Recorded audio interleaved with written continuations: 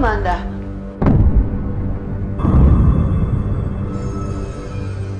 Ang galing mo rin, ano? Nakatungtong ka na naman dito sa pamamahay ko. Noreen, paano ka nakapasok dito? Natural!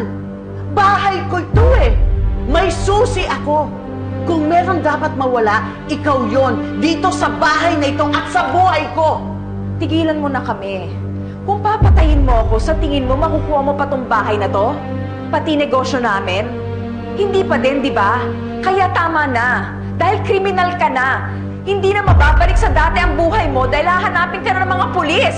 Kung hindi ko makukuha ang bahay nito, pues, hindi mo rin makukuha. Dahil hindi ako papayag na angkinin mo ang lahat ng sa akin. Walang mapupuntang bahay at negosyo sa'yo. Ate Noreen, nakikiusap ako. Tama na. Lumayo na lang kayo ng mga anak mo. Magsimula uli kayo kagaya ng ginagawa namin. Para pare-pareho na tayong matahimik. Ah, talaga matatahimik ka! Dahil mawawala ka sa mundong ito. Ikaw ang may kasalanan nito eh. Alam mo ba yon? Ikaw ang may kasalanan nito at si Ruben. Kayo ang gumawa ng lahat ng ito sa akin.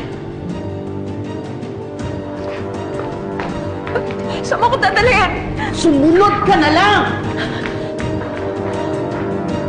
Bitin ba kayo? Abangan dahil mas maganda ang mangyayari bukas. Huwag kayong bibitaw. At kung may na-miss out kayo, balikan lang ang mga episodes sa Magkaibang Mundo. I-click lang ito at mag-subscribe na para makahabol sa storya namin. Isang click lang makikita nyo na ang magkaibang mundo namin ni Pepay. Hep hep happy mga kapunso!